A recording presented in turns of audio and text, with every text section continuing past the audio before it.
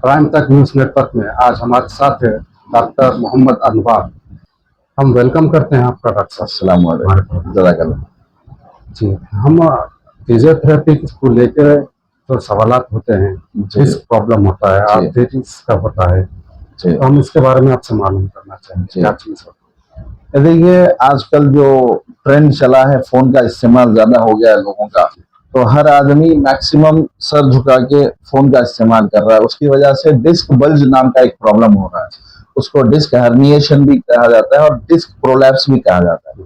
अगर उसका ट्रीटमेंट नहीं किया गया तो आहिस्ता आहिस्ता कंडीशन खराब हो सकती है। उसमें हाथ पैर पैरालाइज भी हो सकता है उसमें। तो ये डिस्क बल जो है, डिस्क जो हर दो वर्टिब्रा के बीच में एक डिस्क रखे अल्लाह ताला हमारे, वो डिस्क का थोड़ा सा अपनी जगह से हट जाना, उसको डिस्क बल्ज कहा जाता है। तो वो बल्ज जो है क्या करता है कि स्पाइन के नर्व्स को कंप्रेस करता है। उसकी वजह से लोगों को पेन होता है, चक्कर भी आती है बहुत लोगों को, और जो है सेंसरी इश्यूज भी होते हैं उसमें।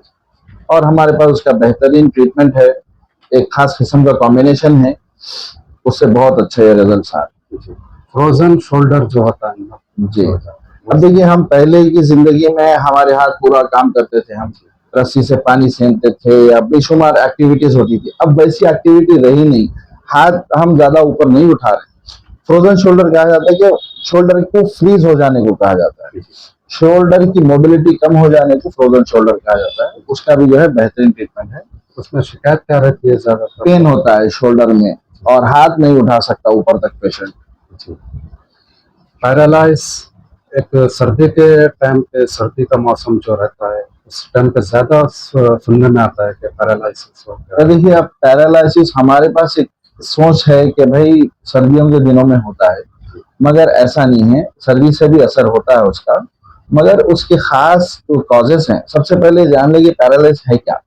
हमारे उर्दू लैंग्वेज में उसको लकवा कहा जाता है, फालिज कहा जाता है, लकवा भी कहा जाता है, और साइंस में उसको पैरालाइसिस, पैरालाइटिक ये कहा जाता है। वो एक्चुअल में होता है कि ब्रेन डैमेज होता है, ब्रेन के डैमेज होने से फालिज होता है।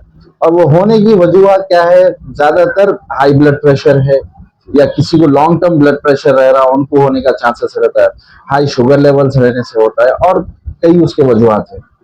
ये मेडिसिन से भी इसका इलाज होता है, थेरेपी से भी? देखिए, सबसे पहले बहुत अहम पॉइंट है, ये पॉइंट मैं काफी अरसे से बोलना चाह रहा था, तो आपके चैनल से लोगों तक मेरी बात पहुंचेगी इंशाल्लाह। इसमें सबसे इंपॉर्टेंट शुरू के 2-3 घंटे हैं। अगर किसी को अटैक हुआ और वो सही टाइम के अंदर हॉस्पिटल पहुंचा या किसी न्यूरोलॉजिस्ट से मिल लिया, और वो न्यूरोलॉजिस्ट सही टाइम पे उसको दवा दे दिया, तो पूरी रिकवरी हो जाती पेशेंट की। बस आके गया, एक झोंका हवा का ऐसा फील होता पेशेंट को।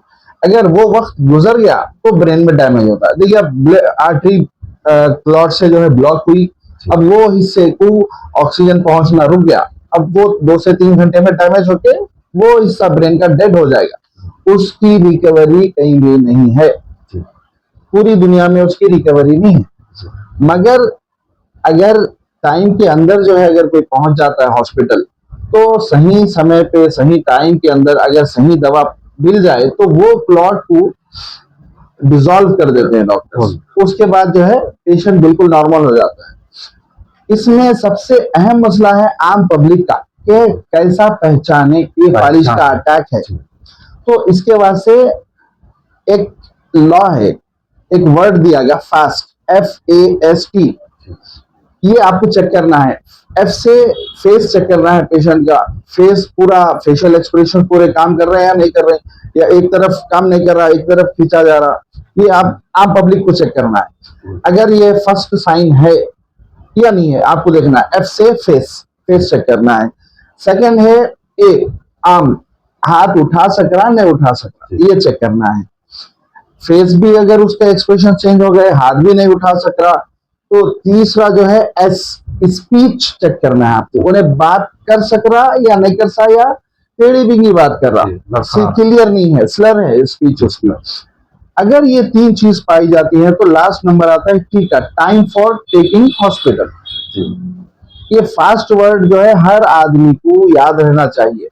और इसमें मैं आपको फिर से रिपीट कर रहा हूं कि शुरू के जो लम्हात है फालिज के अटैक के, उसमें अगर सही टाइम पे अगर डॉक्टर्स के अच्छे डॉक्टर्स के पास पहुंच गए तो और सही दवाई मिल गई तो पेशेंट की रिकवरी 100% हो जाती। अगर वो वक्त गुजर गया और ब्रेन डैमेज हुआ तो जो है काफी मुश्किल होती, उसके बाद भी काफी प्रोसेस है ट्रीटमेंट के। अब इसमें ये जो अटैक है फालिज के, ये आमतौर पे इन जनरल 3 किस्म के हैं। पहली किस्म है TIA कहा जाता है, ट्रांजिएंट इस्कीमिक अटैक। इस्कीमिया कहते हैं ऑक्सीजन नहीं पहुंच के किसी चीज का डैमेज हो जाने को इस्कीमिया कहते हैं। तो ट्रांजिएंट इस्कीमिक अटैक में क्या होता है कि टेम्पररी तौर पे फालिज का अटैक होता है पेशेंट, आर्टरी ब्लॉक हुई थोड़ी देर के लिए, फिर थोड़ी देर के बाद ओपन हो गई कहीं से, फिर से पेशेंट नॉर्मल हो गया। अक्सर लोगों में पब्लिक में ये फहम है कि भाई फला दवा खाने से रिकवर हो गया, ऐसा नहीं है। वो डिपेंड करता किस किस्म का अटैक हुआ। तो 3 किस्म के कॉमन 3 किस्म के अटैक हैं। सबसे पहले है TIA, ट्रांजिएंट इस्कीमिक अटैक। ये आरजी तौर पे रहता है, 2-4 घंटे एक आध दिन में पेशेंट रिकवर हो जाता है, इसमें कोई दवा नहीं भी लिए तो रिकवर हो जाता। जो सेकंड वाला है वेरी डेंजरस इस्कीमिक अटैक, इसमें ब्रेन डैमेज होता है पेशेंट का। इसका मतलब है कि हम सही समय पे लेके नहीं गए और सही ट्रीटमेंट नहीं हुआ। वो जो फास्ट वाली बात है, हम नहीं चेक करे, इग्नोर किया गया पेशेंट को और जो है वक्त था निकल गया हाथ से, तो वो इस्कीमिक अटैक हो जाता है। अब इस्कीमिक अटैक के बाद एक और एक है, वो हेमोरेजिक अटैक, हीमोरेजिक भी बोलते हैं, हेमोरेजिक भी बोलते हैं उसको। ब्रेन में ब्लीडिंग होने की वजह से, रक्त फटने की वजह से या किसी को एक्सीडेंट होने की वजह से होता है, वो बहुत सीवियर कंडीशन, बस पेशेंट कोमा में भी चले आते।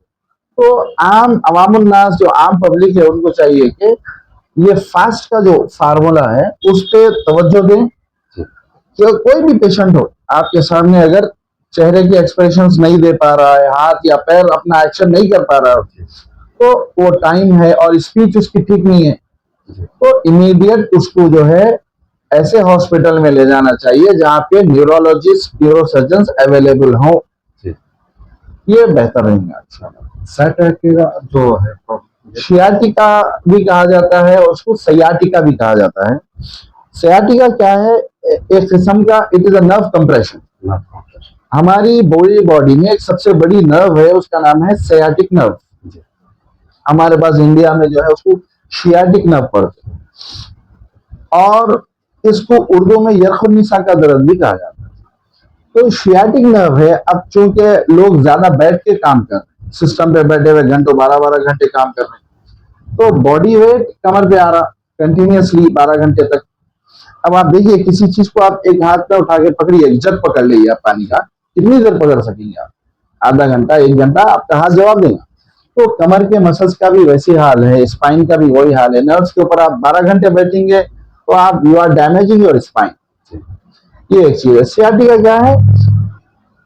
जहां से सियाटिक नर्व आ रही और पूरे पैर को पीछे से सप्लाई है, कहीं भी उसके रास्ते में उन्हें कंप्रेस हुई, दब गई, उसकी वजह से सियाटिका होता। जब तक दबी भी रहेंगी, पेन रहेगा, तकलीफ रहेंगी, बिना चुभाए वैसे एहसासात रहेंगे, चलने फिरने में तकलीफ रहेंगी। और उसका बेहतरीन ट्रीटमेंट है फिजियोथेरेपी का। कहीं भी फिजियोथेरेपी करा सकते हैं, हमारे पास भी आ सकते हैं, 3 ब्रांचेस में।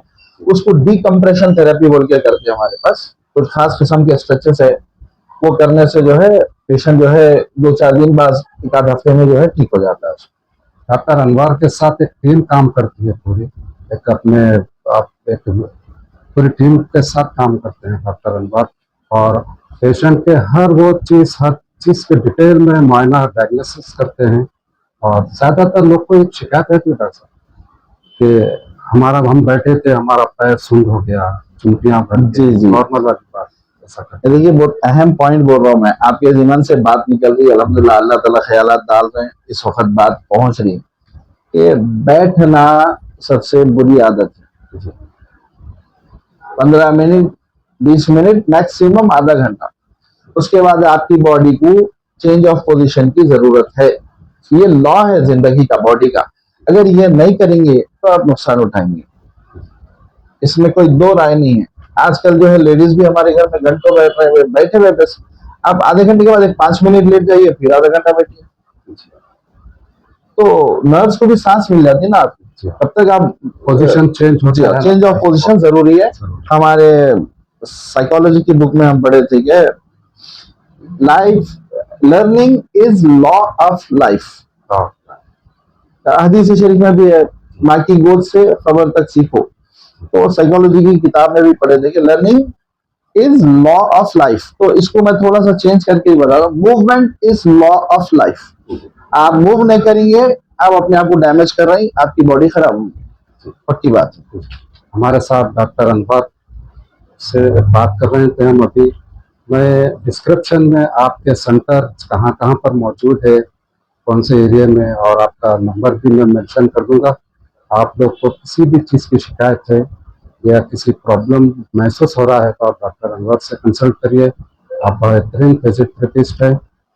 हमारे प्रोग्राम में आपका आने के लिए जज़ाकल्लाह। हमारी पूरी टीम काम कर रही है अल्हम्दुलिल्लाह, लेडीज जेंट्स।